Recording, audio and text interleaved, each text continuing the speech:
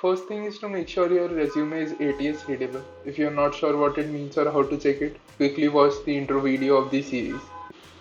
Coming to the skills section, you have mentioned full stack development and machine learning. In my opinion, these are very broad and generic terms, and it is really difficult to be proficient in everything that falls under these categories. So, it would be better if you could be more specific about what you actually know in full stack and machine learning.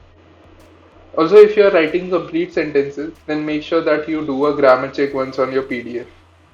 The repo provided in good films is an empty repo. Make sure that you update the repo before submitting the resume.